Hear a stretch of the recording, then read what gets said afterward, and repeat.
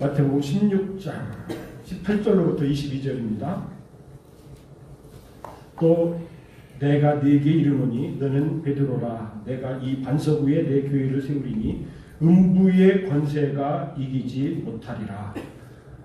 내가 천국의 열쇠를 네게 주리니 내가 땅에서 무엇이든지 매면 하늘에서도 매일 것이요 내가 땅에서 무엇이든지 풀면 하늘에서도 풀리리라 하시고, 이에 제자들에게 경고하사 자기가 그리스도인 것을 아무에게도 이르지 말라 하시니라.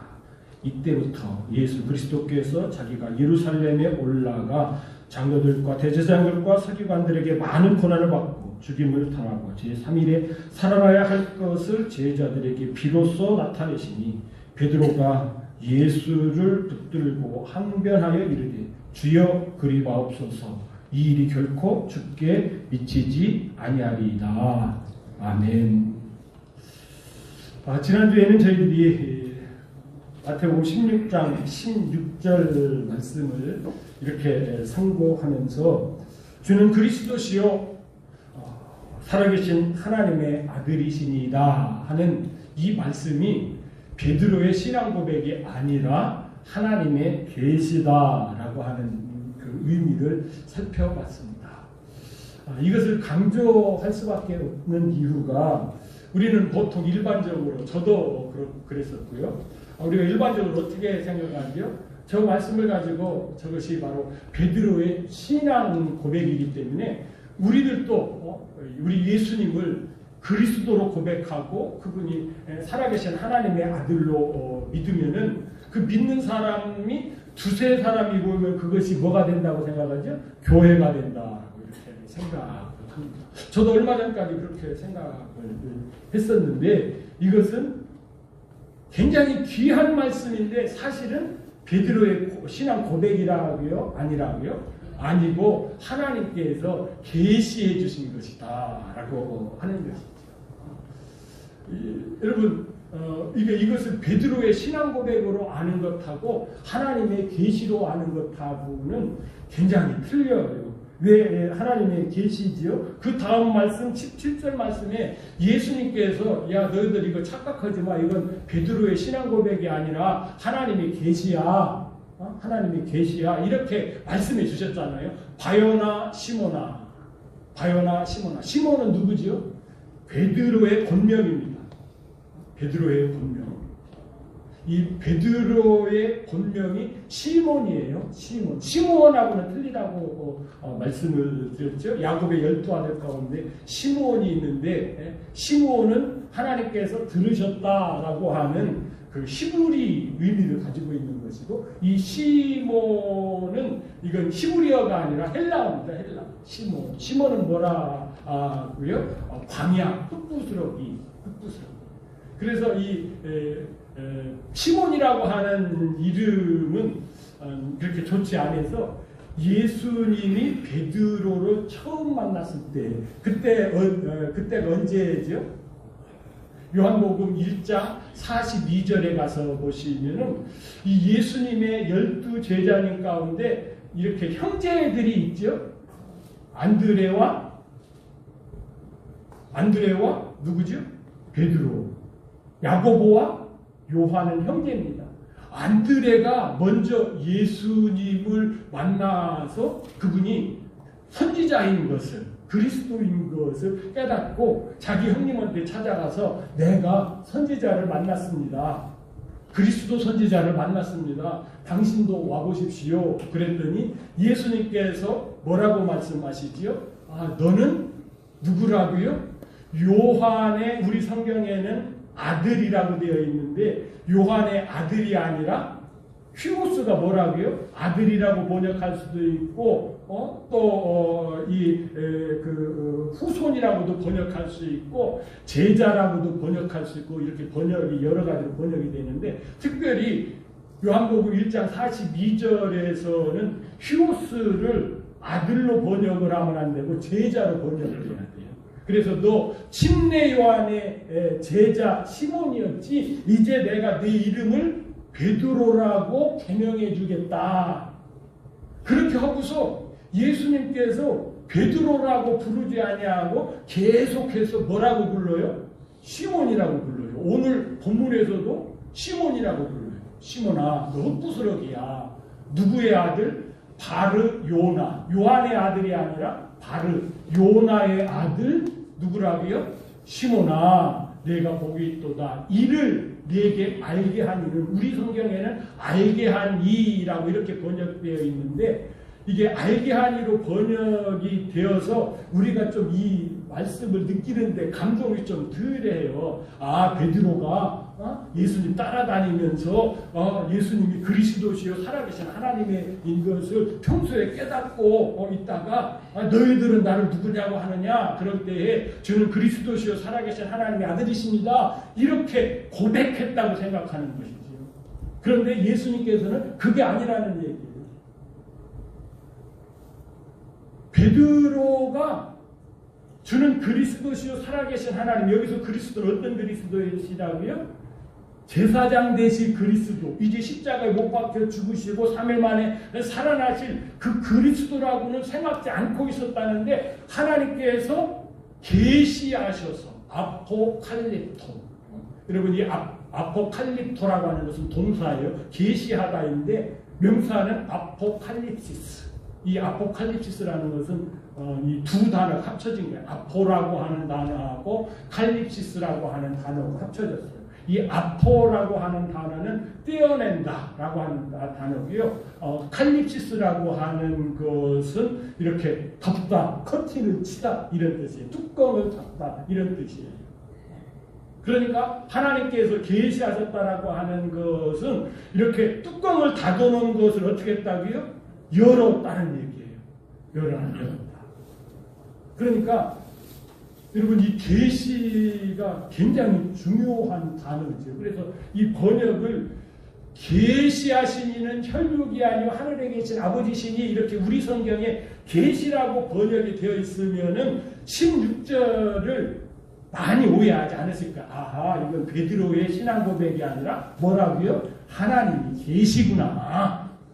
이렇게 알았을 텐데, 저것을 알게 한 이는 이렇게 번역을 해서 이 계시, 하나님께서 열어서 보여줬다라고 하는 이 강렬한 단어의 의미가 싹 오지 않아서 우리들이 이 말씀의 참 의미를 아는데 좀 어렵게 됐지요. 그래서 지난 1시간 동안 열심히 설명했고, 오늘도 설명할 수밖에 없는 것이고, 설명할 수밖에 없는 것이 바로 이것입니다.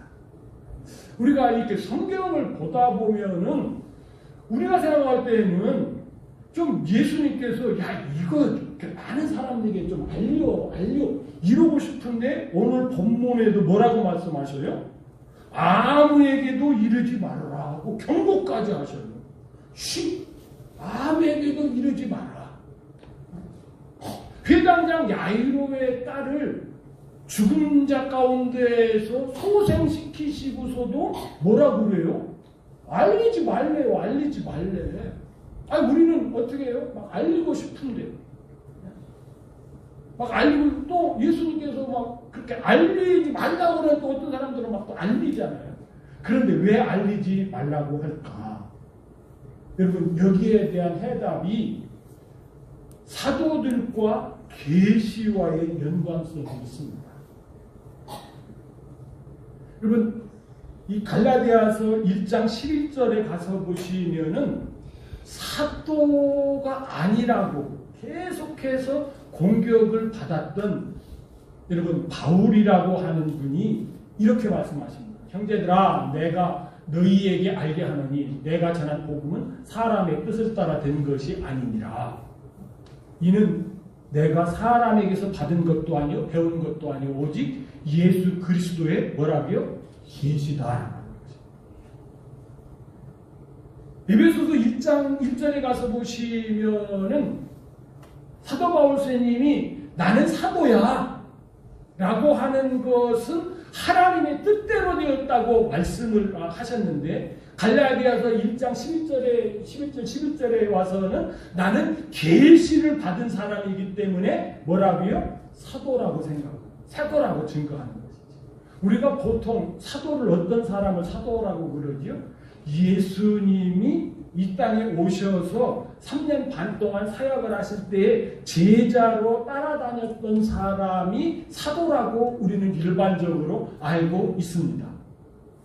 여러분, 그 말씀을 기준으로 하면은 사도 바울은 사도예요? 사도 아니에요? 사도 아니에요. 그런데 사도 바울 선생님은 나는 사도야, 이렇게 얘기하는 것은 뭐라고요? 하나님의 뭐라고요? 계시를 받았기 때문이야 라고 이렇게 말씀하셨죠. 조금 더 구체적으로 나오는 것이 고린도 후서 12장이죠. 무익하나와 내가 부득불 자랑하노니 주의 현현들과 계시들로 나아가리라. 그리고 그 다음에 무슨 얘기가 나오죠? 사도 바울 선생님이 자기 얘기를 하면서 하나님께서 자기에게 현현하시는 것을 말씀하시면서 하나님께서 자기에게 계시할 것을 말씀하시면서 어떤 사람이 있었는데 그 사람이 몸 밖에 있었는지 몸 안에 있었는지는 알지 못하지만은 삼층천에 올라가서 뭐를 봤다고요? 하나님의 계시를 봤어. 이런 말씀을 하셨습니다. 셋째 하늘. 우리 성경에 삼층천이라고 번역이 되어 있어서 좀 이렇게 헷갈려서 그러면은 하늘이 1층, 2층, 3층일까? 이런 얘기는 아닌 것 같고, 그래서 하늘은 3개에 있어. 그래서 첫째 하늘이 스카이, 둘째 하늘이 우주인 스페이스, 셋째 하늘이 우리가 얘기하는 뭐 하늘나라 하는 헤븐, 이렇게 얘기하는데 사실은 그 개념은 아니라고 말씀드렸죠. 요 정도만 아는 사람도 꽤 성경을 이렇게 고민했던 사람들이죠. 그런데 성경에는 하늘들이 있고 셋째 하늘이 있어. 그러면은 목사님들도 모르는 사람들이 많아요. 그럼 그런 얘기 처음 들어보는데 이런 얘기를 하죠. 그런데 제가 지금 얘기했던 건 이렇게 삼층천 뭐 이런 얘기면 그거까지는 이해를 하죠. 그런데 이것도 우리의 번역에 잘못되어 있어서 하늘들을 하늘로 번역이 되어 있어서 그런 거라고 말씀을 드렸죠. 하나님께서 원래 셋째 하늘에서 지금 고린도후서 2장 2절 이하에 나오는 이 사도 바울 선생님이 가서 계시를 받았다고 하는 그 하늘이 원래 하나님께서 계시는 하늘이죠. 그 하늘에서 땅과 하늘들을 만드셨어요. 그러니까 하나님이 원래 있던 하늘이 몇째 하늘이 되는 거예요? 셋째 하늘이 되는 것이고 창조하신 하늘들이 첫째 하늘, 둘째 하늘이 되는 것이고, 그런데 이 첫째 하늘, 둘째 하늘은 그 스카이하고 이 스페이스, 우주를 얘기하는 것이 아니라 붙어 있는 것인데 영역이 다른 것이에요. 지금 우리가 발을 붙이고 호흡하고 있는 이 하늘, 해달별이 떠있는 이 하늘이 첫째 하늘이고, 이 하늘 가운데 우리 눈에는 보이지 않지만은 하나님도 계시고 사탄도 있고 마귀도 있고 한 이런 영적인 세계가 둘째 하늘이라고 하는 것입니다. 이해하셨습니까? 이런 걸 구분하고 말씀을 보면은 굉장히 말씀이 달다니까요. 재밌다니까요. 그래서 그 하늘에 갔던 사람이 있다 그러면서 나는 사도라고 하는 것이죠. 그러면은 여러분 이 사도, 이 마태복음 우리 16장에서 지금 예수님께서 하나님께서 너에게 계시하심으로 말미암아 네가 주는 그리스도시요 살아계신 하나님이신 것을 알았다라고 하는 말은 뭐지요? 하나님께서 너 베드로 시몬 너를 뭐로 인정했다는 것이에요? 사도로 인정했다는 뜻입니다. 그러니까 사도가 계시가 없으면은 사도예요? 사도 아니에요? 사도가 아닙니다. 다시 한번 말씀드릴게요. 사도에게 하나님의 계시가 없으면은 사도라고요? 사도 아니라고요? 사도 아니고 제자일 수는 있으나 사도는 아닙니다. 말씀을 조금 더 보도록 하겠습니다. 요한계시록 1장 11절. 이건 이제 사도 요한이 자기가 사도인 것을 나타낼 때 예수 그리스도의 계시라. 이는 그 하나님이 그에게 주신 바 반드시 속히 일어날 일들을 계시로 보여주셨다 하면서 요한계시록을 쭉 얘기하는 것이죠. 그러니까 요한도 계시를 받았으니까 뭐예요? 계시를 받았으니까 사도입니다. 그런데 여러분, 이 계시가 얼마나 중요하냐면은 이미 말씀드렸듯이 사도이냐 아니냐를 구분하는 중요한 기준이 된다는 하는 것이죠. 마태복음 11장 27절을 읽겠습니다. 예수님께서 이런 말씀을 하십니다. 내 아버지께서 모든 것을 내게 주셨으니 아버지 외에는 아들을 아는 자가 없고 아들과 또 다른 또 아들의 소원대로 계시를 받은 자 외에는 아버지를 아는 자가 없느니라. 지금 예수님께서 아들이 나 그리고 아들의 소원대로 계시를 받은 자, 여러분 이 아들의 소원대로 계시를 받은 자가 누굴까요? 이 아들은 누구죠? 하나님의 아들이시니까 예수님이 소원하신 바대로 계시를 받은 자가 누구예요? 사도지요. 그런데 사도는 몇 명이에요? 12명입니다. 절대로 13명이 될 수가 없습니다. 왜요? 예수님께서 소원하신 바대로 12를 사도로 택하셨기 때문인 것입니다. 그래서 계시를 받은 자, 다시 말씀드리면 사도 외에는 아버지를 아는 자가 없다. 부분적으로 안다는 것이죠. 다른 사람이 알아도 계시를 받은 자만이 온전히 안다라고 하는 것입니다. 여러분 다른 말씀 좀 볼까요? 마태복음 13장 31절 보시면 이렇게까지 말씀합니다. 천국의 비밀을 아는 것이 너희에게는 허락되었으나 그들에게는 아니 되었나니. 마태복음 13장을 읽어보면 예수님께서 말씀을 가르치시는데 뭘로 가르치셔요? 마태복음 13장에는 뭘로 가르치시죠? 비유로 가르치셔요. 예수님이 말씀을 가르치시면 막 많은 사람들이 듣고 깨닫고 막 알아서 막 이러기를 원하는데 예수님께서 뭐라고 말씀을 하신다고요? 이렇게 말씀하세요. 이상하지 않습니까? 그러나 너희는 눈으로 보고로 너희에게는 들음으로 복이 있도다. 누구요? 너희는 누굽니까? 많은 사람들이 아니라 제자들입니다. 12사도들입니다.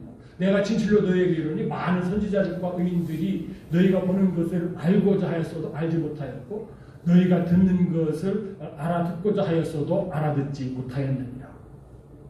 그러면서 예수님께서 다른 사람들을 알아듣지 못하도록 제자 너희들을 알아듣도록 뭘로 말씀하신다고요? 비유로 말씀하신다는 것이에요. 그러니까 우리 보통 생각하고 다르잖아요. 우리는 어떻게 생각해요? 막 주님 말씀 막 빨리 전해가지고 막 사람들이 막 예수님 믿고 이랬으면 좋겠지 하는데 예수님께서 육신을 입고 이 땅에 오셨을 때에는 사도들에만 알았으면 좋겠다는 것이에요. 다른 사람은 좀 모르야 되겠다. 그러니까 말하지도 말고 너희들만 이렇게. 그리고 그 이유가 나오는 말씀이 있습니다. 에베소서 5장 3장 5절에 가서 보시면 나옵니다. 이런 말씀. 이제 그의 거룩한 그 사도들 곧 선지자들에게 성령으로 계시하신 것 같이 다른 세대에는 사람의 아들들에게 알리지 아니하셨느니라. 계시한 시대가 있다는 얘기죠. 계시한 시대는 언제예요? 예수님께서 사도들을 양육하실 때, 그때 누구 때까지요? 사도 누구요? 바울 때까지. 그때만 계시하셨다는 거예요. 그 전에 선지자들도 있고 그랬으나 그 사람들은 안다고요? 모른다고요? 그리고 그 후에 또 계시하신 것이 있다고요? 아니요. 계시는 언제만 했다고요? 12사도에게만 계시하신 것 같이 다른 세대에는 사람의 아들들에게 알리지 않았다. 다른 시대니까. 사도들 전 세대도 하나님께서 알리지 않았고 사도들 후 시대에도 계시하지 않았다라고 하는 것이 에베소 3장 5절이에요. 그러면은 여러분 1876년에 미국에 그 지옥 가는 것을 너무 두려워했던 엘렌 화이트라고 하는 그 여사가 계시를 받았다라고 하면서 여러분요, 그 안식교회에서 그렇게 중요히 이야기하는 계시의 책, 증언의 책은 진짜일까요? 가짜일까요? 예? 진짜예요, 가짜예요? 가짜지요. 여러분 1823년에 몰몬이라고 하는 사람이 하나님의 계시를 받아서 몰몬경을 쓰지요. 몰몬교, 마릴성도 예수 그리스도 교회. 여러분 그 몰몬경은 진짜 하나님께서 계시한 걸까요? 아닐까요? 아니에요. 왜요? 성경에는 그 시대만 하나님께서 어떻게 했다고요? 사도들 시대에만 계시하셨다고 딱 되어 있어요. 굉장히 제가 중요한 말씀을 지금 드리는 겁니다. 여러분 이 말씀 아는 것하고 모르는 것하고는 천지차이죠. 어떤 천지차이예요? 이단에 안 썩을 수 있는. 여러분 지금 우리나라에도 이만이라고 하는 사람이 뭐라고 얘기해요? 자기가 작은 책을 먹고 계시를 받았다고 그러죠. 여러분 저 말씀에 의하면은 이만이가 받긴 받았지만 그게 하나님께서 보여주신 계시일까요? 아닐까요? 아니요. 저 말씀 보면은 다른 세대는 다른 사람에게 알리지 않았다는 얘기예요. 다른 세대, 이만희는 다른 세대잖아요. 그럼 이만희가 계시를 받은 거예요? 안 받은 거예요? 안 받은 거예요. 정확해지죠. 다시 말씀드립니다. 여러분요, 이 계시라고 하는 것은 사도라고 하는 증거입니다. 제가 왜 이렇게 강조를 할 수밖에 없느냐라고 하는 것은 여러분 이 사도가 굉장히 중요해요. 이 사도하고 성도하고 구분을 해야 성경이 제대로 읽어지고 교회가 제대로 세워지는 것이죠. 오늘 보면 시작되는 18절입니다. 또 내가 네게 이르노니 너는 누구라비요? 베드로라. 내가 이 반석 위에 내 교회를 세우리니 음부의 권세가 이기지 못하리라. 여러분 이 말씀을 우리는 보통 어떻게 해석을 하지요? 이 베드로가 신앙 고백한 주는 그리스도시요 살아계신 하나님 아들이십니다. 이것이 뭐라고 생각해요? 이게 반석이니까 베드로니까 이 위에다가 우리가 교회를 세우면 된다 이렇게 생각을 한다. 그런데 말씀을 조금 읽어내려다 가면은 이런 베드로가 뭐라고 그러죠? 예수님께서 그래 나는 그리스도야. 난 이제 그리스도니까 십자가에 못 박혀 돌아가시고 다시 살아날 그리스도야 해서 제자들에게 얘기하잖아요. 오늘 본문 21절 이제 내가 예루살렘에 올라가서 장로들과 대제사장과 서기관들에게 많은 고난을 받고 죽임을 당하고 제 3일 만에 살아나리라 했더니 베드로가 뭐라고 그런다고요? 주님 그러면 안 됩니다. 그리 마옵소서. 우리 성경에는 조금 약하게 기록되어 있어요. 그 22절 보시면은 베드로가 예수를 붙들고 항변하여 이르되 주여 그리 마옵소서. 그래도 조금 베드로가 어떻습니까? 좀 예의를 갖춘 것처럼 이렇게 되어 있죠. 그런데 여러분 항변하다는 뜻은 무엇일까요? 항변하다. 이건 좀요 심한 거예요. 야구로 말하면은 야구 선수가 심판한테 항의할 때에 선이 있죠, 선. 그 선을 지켜서 항의를 하면은 그래도 이게 통하는데 이 선을 넘어서 좀 쌍욕을 한다든지 막 방망이를 집어던진다든지 막 이러면서 항의하면 어떻게 하죠? 바로 어떻게 합니까? 퇴장 조치를 합니다. 퇴장시키고 나면 벌금을 또 물어야 되죠. 베드로가 그 정도 했다는 얘기예요. 하나님 앞에 제자로서 사도로서 하지 아니해서는 조금 넘은 것이죠. 그랬더니 예수님께서 당장 뭐라고 해요? 베드로 보고 사단이라고 해요. 복받았다고 말씀하시면서 바로 사단아 내 뒤로 물러가라. 너는 나를 넘어지게 하는 자로다. 여러분 금방 예수님한테 내가 이거 이렇게 한 것은 하나님의 계시하도 복받은 자 이랬다가 금방 여러분 이렇게 사탄이라고 주님한테 꾸지람을 드려야 될 이 베드로가 반석이 되어서 그 위에 세우시겠어요? 베드로는 온전하지 못하다는 것이죠. 그럼 이 말씀을 조금 보면은요, 이 베드로라고 하는 것은 이게 페트로스라고 하는 그런 단어인데요. 이것은 이 돌덩이라고 하는 뜻이고요. 조금 더 성경을 쉽게 이해하려면은 반석의 조각이라고 하는 뜻입니다. 반석의 조각. 반석의 조각이고 반석은 뭐라고요? 페트라라고 해가지고 이것은 반석 조각이 아니라 반석 조각들이 되기 전에 온전한 큰 돌덩이, 집을 질 수 있는 기초가 되는 큰 돌덩이. 우리나라 한옥 질 때 그렇게 조그마한 이런 돌덩이 놓고 거기다 기둥 세우는 것이 아니라 큰 돌덩이. 요즘도 우리가 집을 지려고 그러면은 반석을 만들어서 집을 짓잖아요. 그렇죠? 세멘트로 돌 넣고 자갈 넣고 쫙 이겨가지고 세멘트로 굳혀가지고 큰 기초를 놓고 반석을 만들어서 그 위에다가 집을 세우는 것처럼 하나님께서 교회를 그렇게 세우신다는 거죠. 그러니까 이것은 베드로가 아니고 베드로는 반석의 조각인데 여러분 주님께서 큰 반석으로서 몇 조각을 내실까요? 그리고 고린도전서 10장 4절에 가서 보시면은 예수님이 온전한 큰 반석이세요. 여러분 고린도전서 10장 4절 말씀은 무슨 말씀이냐면은 이스라엘 백성들이 광야 생활을 할 때에 광야니까 사막이니까 물이 없잖아요. 그런데 하나님께서 어떻게 물을 내셨다고요? 반석을 쳐서 물을 내시고 또 이것이 이 반석이 따르는 반석이니까 명하셔서 물을 내게 그렇게 하셨지요. 그런데 그 물을 내었던 그 반석이 누구라고요? 신약에 와서는 구약에서 물을 내었던 그 반석이 다 그 구약의 말씀은 신약의 예수님을 증거하는 것이니까 그분이 뭐라고요? 예수님이시다는 거예요. 예수님이 큰 반석인데 예수님께서 지금 몇 조각으로 쪼개셔요? 12조각으로 쪼개시는 것이죠. 여러분 그것이 사도라는 거예요. 사도. 여러분 사도라고 하는 뜻이 아포스톨로스인데 이 아포라고 하는 단어는 떼어냈다라고 하는 얘기고 스톨로스는 설치했다는 것이에요.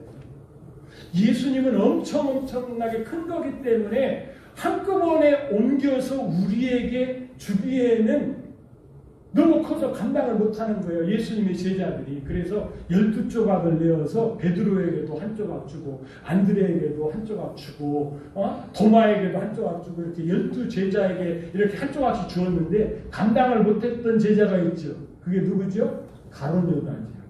가룟유다 대신에 누가 세워진 것이에요? 창세기 1장에 가서 보시면 마띠아라라고 하는 사람이 세워졌다고 그러는데 그것은 하나님의 생각하고는 좀 다른 거죠. 성경을 계속 보다 보면 진짜 가룟유다 대신에 제자로 12조각 가운데 하나는 누구일 가능성이 가장 커요? 사도 바울이 가장 큰 것이죠. 사도 바울이 계속해서 자기가 사도라고 하는 거예요. 그래서 12조각을 나누어서 그 12조각이 딱 모아지면은 예수님이라고 하는 온전한 반석이 되는데 그 반석 위에 교회를 세운다고 하는 것이죠. 그런데 여러분 이 반석이 교회를 세우는 이 기초석이 되는 건데 여러분 이 기초석이 무엇일까요? 누가복음 29장 19절에 가서 보시면 이런 말씀도 하시죠. 예수님께서 마지막 만찬, 최후의 만찬이라고 그러죠. 만찬을 하실 때 한 덩어리에 떡을 가지시고 조각을 내셨습니다. 몇 조각 내었을까요? 제자가 몇 명이에요? 12명이니까 12조각을 내셨겠죠. 12조각이 주시면서 뭐라고 말씀하셨다고요? 이것은 너희를 위하여, 너희는 누구죠? 계시를 받은 사도들을 위하여 주는 내 몸이라. 내 몸은 뭘까요? 예수님의 몸은? 내 몸은? 예수님의 몸 하면 특별히 내 그 몸이라. 예수님의 몸이 뭐죠? 예수님의 몸이 교회입니다. 교회고 예수님이 몸의 또 뭐예요? 말씀이에요. 요한복음 6장에 가서 보시면 오병이어의 기적이 일어났을 때에 여러분 예수님께서는 이제 기도하러 따로 가시고 살짝 돌아오시죠. 그랬더니 그 이튿날 오병이어의 기적을 체험한 많은 사람들이 예수님을 찾지요. 찾다가 가버나움에서 만났을 때 막 반가워하시는데 예수님께서 그들에게 뭐라고 말씀하세요? 너희들이 표적을 본 까닭에 나를 찾는 것이 아니라 떡을 먹었기 때문에 나를 찾는다라고 말씀하시면서 좀 말씀을 하실 때 무슨 말씀하세요? 내가 생명의 떡인데 너희들이 나를 먹어야 돼. 그렇게 말씀하시거든요. 그러니까 이해를 잘 못하는 것이에요. 그래서 예수님께서 그것을 설명을 해 주시면서 내가 하늘에서부터 온 무슨 떡이라고요? 생명의 떡이다. 그러면서 광야에서 만나 하늘에서 내려온 떡을 먹은 자들이 죽었는데 죽었죠. 그렇죠? 그래서 여기서 죽었다라고 하는 것은 뭐예요? 가나안 땅에 들어가지 못하고 광야에서 죽었는데 나를 먹는 자는 어떻게 된다고요? 영생하리라. 그렇게 말씀합니다. 그 영생은 천년왕국에 들어가리라. 이런 뜻이죠. 그러면서 거기에서 양식이라고 말씀하는 것이 만나와 연결되는 것인데 이것은 육체를 위한 떡이 아니라 뭐라고요? 우리의 영을 위한 생명의 떡, 하나님의 말씀이라고 하는 것이죠. 이 말씀. 그러니까 연결을 해버리면 예수님께서 12사도를 반석으로 만들 때 그 반석은 사실은 뭐예요? 하나님의 계시인 뭐라고요? 말씀이라고 하는 것이죠. 말씀. 그런데 이 말씀은 여러분 사도들 외에 다른 사람에게는 주셨다고 안 주셨다고요? 계시로 온전하게 주신 것은 사도들이라는 거예요. 그래서 이 사도와 계시는 뗄래야 뗄 수 없기 때문에 베드로 개인의 신앙 고백이라고 생각을 하면은 금방 어떻게 된다고요? 이건 흔들리는 반석일 수밖에 없어요. 그래서 그런데 예수님께서 이 교회를 세우시는 것이 아니라 12사도에게 하나님께서 예수님을 통해서 말씀을 주셔서 그 말씀 위에 세워야 온전한 교회가 된다는 거예요. 그것이 바로 에베소서 2장 20절 말씀이지요.